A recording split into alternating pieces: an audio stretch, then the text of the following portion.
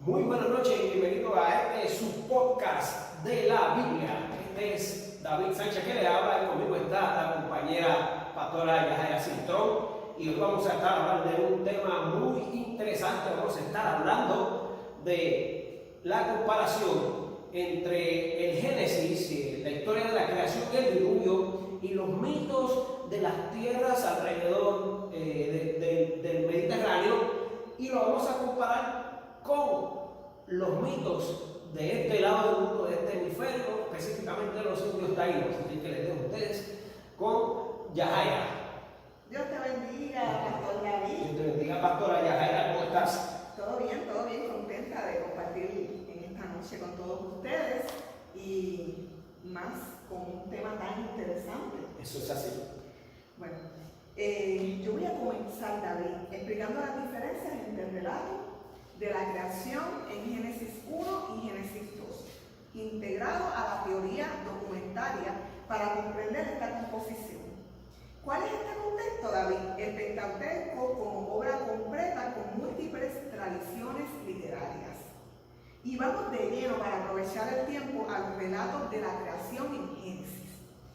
En Génesis 1 vemos un relato estructurado y poético con una creación en 7 días y descanso en el séptimo. Uso del nombre Elohim para Dios. El enfoque es la soberanía y el poder universal de Dios. Y escúchate bien esto, el orden cronológico. La luz, los cielos, la tierra, la vegetación, los astros, animales y finalmente el ser humano, hombre y mujer creados juntos. Pero, ¿qué tú crees si yo te pregunto? ¿La Biblia se contradice? Es una excelente pregunta. Y hay muchas personas en la iglesia y en los colegios de teología que se la hacen. Mira lo que dice Génesis 2. El relato es más narrativo y cercano, centrado en el jardín del Edén. El uso del nombre Yahweh Elohim para Dios, el enfoque es la relación íntima entre Dios y los seres humanos, y el orden es hombre creado primero, luego las plantas, los animales y finalmente la mujer. Entonces, ¿a qué le hacemos caso? ¿A Génesis 1 o Génesis 2? Vamos a ver esas diferencias principales en el estilo. Génesis 1 es poético, Génesis 2 es narrativo. El nombre de Dios lo vemos como Elohim versus Yahweh Elohim. Vemos el orden de la creación en Génesis 1, lo vemos cosmológico, mientras en Génesis 2 es relacional. ¿Por qué habrían dos relatos diferentes en la creación en la misma Biblia? ¿Podrían estas diferencias ser intencionales para comunicar verdades cristianas sobre Dios? ¿Y qué implica que un relato sea universal y otro tan personal? Y vamos al grano, la teoría documentada. Vamos a ver Génesis 1 y Génesis 2. El origen de la fuente. Génesis 1, su fuente es sacerdotal.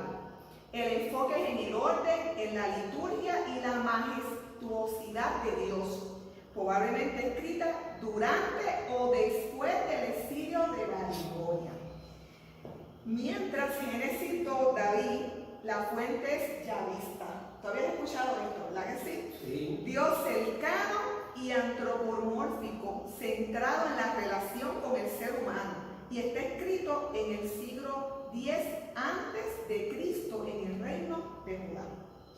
Vamos a ver estas evidencias. Hay un contraste temático. El sacerdotal, Dios crea mediante la palabra, que lo vemos en Génesis 1. En Génesis 2, Dios moldea al hombre con su propia mano. Vamos a ver, ¿qué nos dice la Biblia del hecho de que se usen diferentes nombres para Dios? Interesante para reflexionar.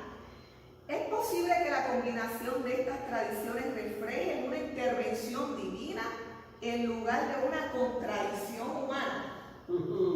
¿Qué podemos aprender de un Dios que se presenta de manera tan diversa?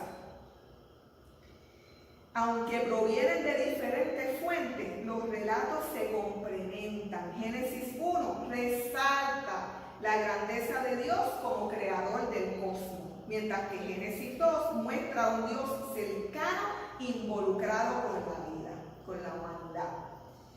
Nos ayuda a entender cómo diferentes tradiciones, la teoría documentaria, se unieron para transmitir una teología profunda y rica, reflejando la diversidad de perspectivas sobre la relación entre Dios, la creación y la humanidad. Las próximas preguntas serían: si Dios es tan trascendente como cercano, ¿cómo debería esto influir en nuestra relación con Él? ¿Qué valor tiene para nuestra fe reconocer las múltiples perspectivas de la Biblia? Esto lo estuvimos hablando durante todo el semestre. Y eso es muy interesante. ¿Cómo podemos usar estas riquezas literarias para fortalecer nuestra espiritualidad en lugar de debilitarla? Y cuéntame, ¿qué nos dice por ahí la literatura extra bíblica? Pues mira, fue bien interesante cuando yo empiezo a hacer, ¿verdad?, a buscar información sobre esto. Ya yo conocí algo porque tuve un gran profesor de escuela intermedia, el profesor Valentín, que ya pasó por el Señor, que nos había hablado de esto en noveno grado. Y lo primero que yo hice fue, me acuerdo que el profesor Valentín nos decía que habían ciertos libros en la biblioteca de esa pequeña escuela, allí en Bayamón, y me dirigí a Bayamón, y cuando llegué, habían cerrado la escuela. Pero lo más que me dolió fue que le pregunté al guardia, que da la casualidad que el hombre lleva ahí desde que yo estudié en esa escuela, y me dijo: mira, la biblioteca la desmantelaron y echaron todos los libros a la basura. Y me dio mucho sentimiento porque es mi alma mater, pero tú sabes, tú me conoces, que yo soy un empedernido autodidacta, me gusta leer. Pero empecé a buscar, ¿verdad?, a través del internet y a través de los recursos de la biblioteca, y encontré información. Es bien interesante que el relato bíblico de la creación y el relato taíno es congruente de una manera que va más allá de la casualidad. En el relato judío-cristiano tenemos a Dios, a Jehová, una sola persona que creó todo. En el relato taíno tenemos a Yahya, que de ahí de por sí hay un paralelismo entre la abreviatura que se le hace a Jehová, que es Yah, y Yahya. Entonces esta persona ya creó todo y tuvo un hijo. Y este hijo se rebeló contra él, se llamaba Yayael. Entonces Yayael, cuando llegó a punto, se rebeló contra su padre y luchó contra su padre.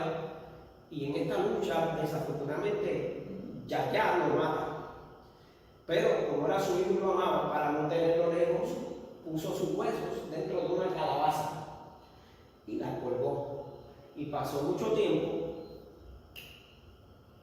y su esposa, que no se menciona el nombre en ningún lado, y como les dice Winbush, es que son voces acalladas dentro de los textos sagrados en todas las culturas. Y la esposa de Yaya pide ver a su hijo y él baja a la calabaza. Y cuando él baja a la calabaza, dentro lo que había era mucha agua y muchos peces. Los huesos de Yaya se habían convertido en peces y ellos empezaron a comer los peces y se saciaron y volvieron a colgar la calabaza. Resulta que Yaya tiene otra personalidad, así como el Dios de Israel tiene diferentes funciones, tiene otra personalidad que se llama Mayamanaco. Mayamanaco le da a sus nietos el casado, el ritual de la cojoba y el fuego. Y entonces ellos fueron a pedirle casabe a Mayamanaco sus 4 nietos. Hay 3 que no tienen nombre, eran gemelos, eran 4 gemelos sagrados. El gemelo principal se llamaba Caracaracol. Y como Mayamanaco no les dio casabe, pues ellos se fueron a casa de Yaya a comerse los peces que había en la calabaza de Yaya. Pero escucharon un ruido y pensaron que Yaya venía y Caracaracol dejó que la calabaza se cayera en el piso. Y cuando se cayó la calabaza empezó a brotar agua y brotó tanta y tanta y tanta agua que inundó toda la tierra. Eso me suena algo muy conocido es que casi idéntico el relato. Luego que pasa todo esto, relataba que fue la primera persona que escribió, que se llama, era un fray español que se llamaba Ramón Pané. A pesar de que no tenemos el libro completo de Ramón Pané, sabemos de la veracidad de sus escritos, porque en los escritos de Cristóbal Colón establece que él encargó a este monje el llevar las crónicas acerca de las personas que encontraran en estas tierras. Entonces Ramón Pané escribe su libro, reparte las copias, y hay muchos autores de la época que lo citan, así que sabemos que es un texto veraz, aunque sí existen pequeños fragmentos. Luego de esto, vemos que el mundo se llena de peces, los ríos se llenan de peces, y entonces existe una prosperidad. Y eso se compara con el relato bíblico, porque sabemos, ¿verdad?, que los textos sagrados de la Biblia establecen que después del diluvio hubo un nuevo espacio de prosperidad, porque las personas que estaban en pecado fueron destruidas. Y asimismo, en este relato de los indios taínos, cuando sucede esto, un mundo que estaba desprovisto de nutrientes, que dependía simplemente de la provisión, de una provisión temporal del dios Payamanango, ahora podían ir y pescar y tener su propio sustento, o sea que era un mejor mundo. Además, cabe señalar la comparación de que en la tradición judeo-cristiana, esto es, el relato también establece una dirección, una conexión directa entre el primer habitante que fue Adán y los que estamos en la tierra, y de la misma manera este relato taíno pone una línea de sucesión entre el Dios creador y los taínos que habitaban en las tierras del valiente y altivo Señor. ¡Oh, qué interesante! Y sabemos que no es el único relato, que muchas culturas tienen ese relato, y es curioso, ¿verdad?, ver, comparándolo con lo que decías ahorita, que la trascendencia de Dios, de acercarse al ser humano, y que no lo podemos encajonar en una sola tradición, porque sabemos que Dios, por todos los medios, ha intentado comunicarse con su creación y ha intentado hacer que su criatura, a quien Él ama, le responda y tenga una relación con Él. Y entonces, cuando yo leo esto, en vez de contar, eso es mi creencia bíblica, todo lo contrario, a mí me afirma mi fe, se vuelve más poderosa, porque no importa dónde tú le pongas la luz, lo que es bueno es bueno. Es lo que ocurre, David, en Génesis 1:2, visto a través de toda esta teoría documentaria, muestra una riqueza y una profundidad en las tradiciones bíblicas, y estos relatos, aunque diferentes estilos, diferentes enfoques, nos presenta un mensaje unificado sobre la soberanía de Dios y su amor por la humanidad. La diversidad literaria en el Pentateuco no debilita la fe, sino que nos enriquece al mostrar las múltiples facetas de un Dios que es trascendental, como mencionabas. Amén, eso es así. Y un Dios que utiliza todo lo que estamos incluyendo los géneros literarios dentro de la Biblia, son maneras diferentes de enfocar para que personas de diferentes trasfondos y de diferentes inclinaciones, ¿verdad? Mi esposa es consejera, siempre me dice que las personas tienen diversas inteligencias, entonces no todo el mundo reacciona al mensaje de la misma forma, pero la Biblia desde el principio se encargó en hacer una amalgama de géneros para que todo el mundo pudiera entenderlo, y encuentro eso maravilloso. Hermoso, hermoso. Y vemos la intervención de Dios por amor a cada uno de nosotros desde los siglos por los siglos, en diferentes lugares, en diferentes momentos. Así que, y tengo que añadir algo antes de, y lo tengo que leer porque tengo la convicción, ya era el profesor, de que nuestros ancestros precolombinos merecen la oportunidad de ser escuchados, estudiados e insertados en las enseñanzas académicas, sociales y teológicas. Las imágenes, mitos, artes y tradiciones taínas no solo deberían ser los objetos de un estudio más profundo, sino también pilares fundamentales de la reconstrucción de la epistemología perdida de los habitantes de las tierras del valiente y altivo Señor. Rescatar y valorar este legado no es solo una tarea académica, sino un acto de justicia social. Excelente, excelente. Yo creo que hemos tenido un tiempo maravilloso. Comenzamos esta dinámica con unas preguntas, ¿verdad? En un video, y muchas de ellas quizás no tengamos la contestación, pero sí tenemos algo. Sí tenemos algo seguro, que es Dios revelado para la humanidad. Amén, eso es así, y eso es lo que importa. Y eso es lo que importa.